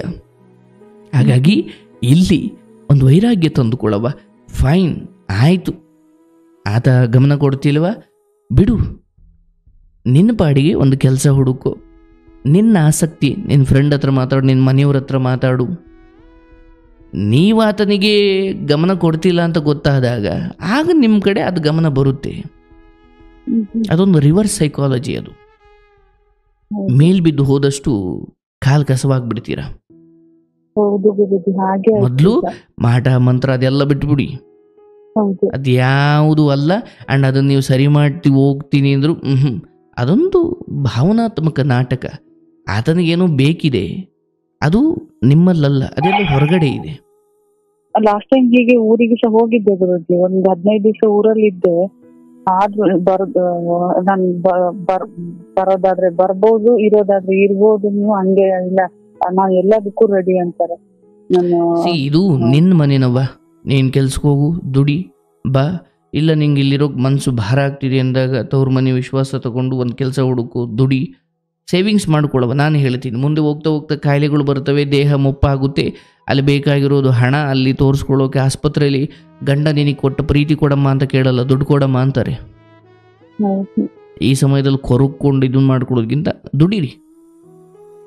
ಮನೆಗೆ ಹೋಗಿ ಅಲ್ಲಿ ದುಡಿಲಿಕ್ಕೆ ಆಗುದಿಲ್ಲ. ಅದೇ ನಮ್ಮ ಸ್ವಂತದವರು ಇದ್ದಾರಲ್ಲ, ಅವರೇ ಸ್ವಲ್ಪ ಆಡ್ಕೊಳ್ತಾರೆ ಅದನ್ನ ಬಿಡು. ಆ್ಯಂಡ್ ಆತ ಬದಲಾವಣೆ ಆಗುವುದು ಅದು ಸ್ವಯಂ ಯಾವಾಗ ಆಗುತ್ತೋ ಅದು ಮಾತ್ರ ಉಳಿಯುತ್ತೆ. ಬಲವಂತವಾಗಿ ಮಾಡಿದಾಗ ಅದು ತುಂಬ ದಿನ ಇರಲ್ಲ. ನೀನು ಮೊದಲು ಮೇಲ್ ಬೀಳೋದನ್ನು ಬಿಡು. ಸಂತೋಷವಾಗಿರೋ ತುಂಬ ದಾರಿಗಳಿದ್ದಾವೆ. ಚೆನ್ನಾಗಿ ಊಟ ಮಾಡ್ಕೊ, ಆರೋಗ್ಯ ಕಾಪಾಡ್ಕೊ. ಏನೋ ಕಾಯಿಲೆ ಬಂದು ನರಳುವಂಥ ಸ್ಥಿತಿ ಏನೂ ಬಂದಿಲ್ಲ. ಇದರಿಂದ ಡಿಪ್ರೆಷನ್ಗೆ ಹೋಗಿ ಏನೋ ಕಾಯಿಲೆ ಈಗಲೇ ಹಿಂಗಿರೋರು ಏನೋ ಕಾಯಿಲೆ ಬಂದು ನೀನು ವೆಯ್ಟ್ ಲಾಸ್ ಆಗಿ ಕಡೆಗೆ ಹಾಸಿಗೆ ಹಿಡದೆ ಅಂದ್ಕೋ, ಮೂಸು ನೋಡಲ್ಲ ಯಾರು. ರಿಯಾಲಿಟಿ ಸತ್ಯ. ನಿಜವಾದ ಕಷ್ಟಗಳು ಇನ್ನೂ ಭವಿಷ್ಯದಲ್ಲಿ ಬರೋರಿದ್ದಾವೆ. ಇದು ಏನೂ ಅಲ್ಲ ಹಾಗೆ ನೋಡಿದ್ರೆ. ಒಳ್ಳೇದಾಗ್ಲಿ, ನೀನು ಚೆನ್ನಾಗಿರು. ಆದರೆ ನಿಜವಾದ ಕಷ್ಟಗಳು ಬರೋವಿದ್ದಾವೆ, ಕಾಯು ಸ್ವಲ್ಪ. ಆದರೆ ಅವನು ಎದುರಿಸಬೇಕಂದ್ರೆ ಮೊದಲು ಸ್ವಲ್ಪ ಫಿನಾನ್ಷಿಯಲಿ, ಮೆಂಟಲಿ, ಫಿಸಿಕಲಿ, ಸ್ಪಿರಿಚುವಲಿ ಈ 4 ರೀತಿಯಲ್ಲಿ ನೀನು ತಯಾರಾಗಿರ್ಬೇಕು ಮೊದಲು. ಆಧ್ಯಾತ್ಮಿಕವಾಗಿ, ಹಣಕಾಸು ವಿಚಾರದಲ್ಲಿ, ದೈಹಿಕವಾಗಿ, ಮಾನಸಿಕವಾಗಿ, ಫಿನಾನ್ಷಿಯಲಿ, ಮೆಂಟಲಿ, ಫಿಸಿಕಲಿ, ಸ್ಪಿರಿಚುವಲಿ ಈ 4 ರೀತಿಯಲ್ಲಿ ಯಾರು ಶಕ್ತಿವಂತರಾಗಿದ್ದಾರೋ ಅವ್ರಿಗೆ ಏನು ಬಂದರೂ ಎದುರಿಸ್ತಾರೆ. ಗಂಡನಿಗೆ ಯಾರು ಏನೋ ಮಾಡಿಸಿದ್ದಾರೆ ಅಲ್ಲ, ನಿನಗೆ ನೀನೇನೋ ಮಾಡ್ಕೊಳ್ಳೋ ಮನಸ್ಥಿತಿಗೆ ತಂದುಕೊಳ್ಳೋದು ಬಿಡು. ಆತನ ಸರಿ ಮಾಡು. ಎಲ್ಲೋ ಜ್ವರ ಬಂದಿದೆ, ಏನೋ ಆಗಿದೆ ಅಂದ್ರೆ ಹೋಗಿ ತೋರಿಸ್ಬೋದು. ಈ ಕಾಯಿಲೆಗಳಿದ್ದಾವಲ್ಲ ಇವೆಲ್ಲ ನಾಟಕಗಳು, ಮಾನಸಿಕ ನಾಟಕಗಳು. ಅದು ಅವಾಗೇ ಪೆಟ್ಟು ಬಿದ್ದು ಸರಿ ಹೋಗ್ಬೇಕು ಹೊರತು ನೀನು ಸರಿ ಮಾಡೋದಲ್ಲ ಅದು. ನೀನು ಪ್ರೀತಿ ಕೊಡು, ನಗ್ನಗ್ತಾ ಇರು. ಅಯ್ಯೋ ನಿನ್ನಿಂದ ನನಗೇನು ಬೇಡ ಕಣಪ್ಪ ಅನ್ನೋ ಭಾವನೆಯಲ್ಲೇ ಅಂಥದ್ರಲ್ಲೇ ಇರಬೇಕು. ಆಗ ನಿನಗೆಲ್ಲವನ್ನು ಕೊಡ್ತಾರೆ. ಬೇಡುವವರು ಈ ಲೋಕದಲ್ಲಿ ಯಾವತ್ತೂ ತಿರಸ್ಕಾರಕ್ಕೊಳಪಡ್ತಾರೆ, ಹೌದಲ್ಲ? ಅದು ಪ್ರೀತಿ ಇರ್ಬೋದು, ಹಣ ಇರ್ಬೋದು, ಯಾರು ಬೇಡ್ತಾನೋ ಅವನು ಕಾಲ್ಕಸವಾಗಿದ್ದಾನೆ ಈ ಲೋಕದಲ್ಲಿ, ಹೌದಲ್ಲ? ಭಿಕ್ಷೆ ಬೇಡೋರ್ನ ಸಿಂಹಾಸನ ಮೇಲೆ ಕೂರಿಸಿ ಭಿಕ್ಷೆ ಹಾಕ್ತಾರೆ. ಇಲ್ಲ, ಆಯ್ತು ಹೋಗ ಬಾತೆಗೆ ಅಂತಾರೆ. ಅಂದ್ರೆ ಯಾರು ಬೇಡ್ತಾನೋ ಅವನು ಯಾವತ್ತೂ ತಿರಸ್ಕಾರಕ್ಕೊಳಪಡ್ತಾನೆ. ಅದು ಲೋಕದ ನಿಯಮ. ಹೌದು, ಇದು ಹಾಗೆ ಆಗಿದೆ. ನಾನು ಅದನ್ನೇ ಹೇಳ್ತಾ ಇರೋದು, ಸೈಕಾಲಜಿ. ಮೊದಲು ಅದನ್ನ ಅರ್ಥ ಮಾಡ್ಕೊ. ಬೇಡೋದನ್ನ ಬಿಡು. ಭಿಕ್ಷುಕಿ ಅಲ್ಲ ನೀನು. ದುಡ್ಡು ಬೇಡಬಿಡ್ಬೇಕಾದ್ರೆ ಪ್ರೀತಿ ಬೇಡಬಾರ್ದು. ಹಣ ಬೇಡಬಹುದಲ್ವಾ, ಪ್ರೀತಿ ಬೇಡಬಾರ್ದು. ಅರ್ಥ ಆಯ್ತಲ್ಲ? ಹಣ ಬೇಡಬಿಡೋಣ, ಪರಿಸ್ಥಿತಿ ಏನೋ ಬಂದ್ಬಿಡುತ್ತೆ, ಎಂಥ ಶ್ರೀಮಂತನೂ ಬೇಡೋ ಸ್ಥಿತಿ ಬಂದ್ಬಿಡುತ್ತೆ. ಅದ್ರ ಪ್ರೀತಿ ಇದೆಯಲ್ಲ, ಎಂಥ ಹಣ ಇಲ್ಲದವನು ಕೂಡ ಮನ್ಸು ಮಾಡಿದ್ರೆ ಅವನ ಹತ್ರ ಅಗಾಧವಾದ ಪ್ರೀತಿ ಇರುತ್ತೆ, ಅವನು ಇನ್ನೊಬ್ರಿಗೆ ಕೊಡ್ಬೋದು. ಒಳ್ಳೇದಾಗ್ಲಿ. ಈ ವಿಚಾರವಾಗಿ ಹೆಚ್ಚು ತಲೆ ಕೆಡಿಸ್ಕೊಂಡು ಅಲ್ಲಿ ಇಲ್ಲಿ ಕೇಳೋದು, ಅವ್ರನ್ನ ಕೇಳೋದು, ಇವ್ರನ್ನ ಕೇಳೋದು, ಅಯ್ಯೋ ಅವ್ರೇನೋ ಮಾಡಿಸಿರ್ಬೋದು, ಇವ್ರೇನೋ ಇಲ್ಲ. ನೀನೀಗ ನಿನ್ನ ಮಾನಸಿಕ ಗಟ್ಟಿಯಾಗಿ ಹೇಗಿರಬೇಕು, ಏನು ಮಾಡಬೇಕು, ಎಷ್ಟು ಅಂತರ ಕಾಪಾಡ್ಕೊಳ್ಬೇಕು, ದುಡಿಮೆ ಮಾಡಬೇಕು, ಸೇವಿಂಗ್ಸ್ ಮಾಡ್ಕೊಳ್ಬೇಕು, ಸ್ಪಿರಿಚುವಲಿ ಗಟ್ಟಿಯಾಗಬೇಕು. ನಾನು ನಿಮ್ಗೆ ಸಲಹೆ ನೀಡ್ತೀನಿ, ಮಾರ್ಗದರ್ಶನ ನೀಡ್ತೀನಿ. ಹಾಗಾಗಿ ಅವ್ರಿಗೇನೋ ಮಾಡಿಸಿದ್ದಾರೆ ಅವ್ರನ್ನ ಸರಿ ಮಾಡಿಬಿಡ್ಬೇಕು. ಇಲ್ಲ, ಇದು ಆ ಥರ ಸರಿ ಮಾಡೋ ಕಾಯಿಲೆ ಅಲ್ಲ ಇದು. ಒಳ್ಳೇದಾಗಲಿ. ಈ ವಿಚಾರವನ್ನು ಇಲ್ಲಿಗೆ ಬಿಟ್ಟು ನಿನ್ನ ಆರೋಗ್ಯವನ್ನು ಕಾಪಾಡಿಕೊಳ್ಳುವ. ಆಗ ಕರೆ ಮಾಡ್ತಿರು. ಅಂಡ್ ಪರ್ಸನಲ್ ಕೌನ್ಸಿಲಿಂಗ್ ಸಿಗುತ್ತೆ, ಆಗ ಇನ್ನಷ್ಟು ಹೆಚ್ಚು ಮಾತಾಡೋಣ. ಅರ್ಥ ಆಯ್ತಾ? ಹೌದು ಗುರುಜಿ, ತುಂಬಾ ಮಾತಾಡ್ಲಿಕ್ಕೆ ಉಂಟು ನನಗೆ. ತುಂಬಾ ಅಂದ್ರೆ ತುಂಬಾ ನಾನು ಅದು ಸುಮಾರು ಟ್ರೈ ಮಾಡಿದೆ, ಸಿಗ್ಲಿಲ್ಲ ನನಗೆ ಕಾಲ್. ಮಾತಾಡ್ತೀನಿ ಈಗ ಅಂದ್ರೆ ಇವ್ರು ಮನೇಲಿ ಇವ್ರು ಇದ್ದಾರೆ, ಹಾಗಾಗಿ ನನಗೆ ಸರಿಯಾಗಿ ಮಾತಾಡ್ಲಿಕ್ಕೆ ಆಗ್ಲಿಲ್ಲ ಈಗ. ಹಾಗಾಗಿ ಮತ್ತೆ ಮೇಲೆ ಬಂದು ಮಾತಾಡಿದ್ದು ನಾನು. ಸರಿನವ, ನಿಂಗೇನೋ ಅಂಥ ವಿಚಾರ ಹೇಳ್ಕೊಳೋಕಾಗದಿರೋದು ಅಂದರೆ ನೀನು ಅಲ್ಲಿ ಹೇಳ್ಕೊಳ್ಬೋದು. ಬಟ್ ಇದು ಕಾರ್ಯಕ್ರಮ, ಇದನ್ನೆಲ್ಲ ಕೇಳ್ತಾರೆ. ಒಳ್ಳೇದಾಗ್ಲವ? ಮೆಸೇಜ್ ಮಾಡ್ತಾಯಿ, ನಾನು ನಿನ್ನ ಹತ್ರ ಮಾತಾಡ್ತೀನಿ. God bless.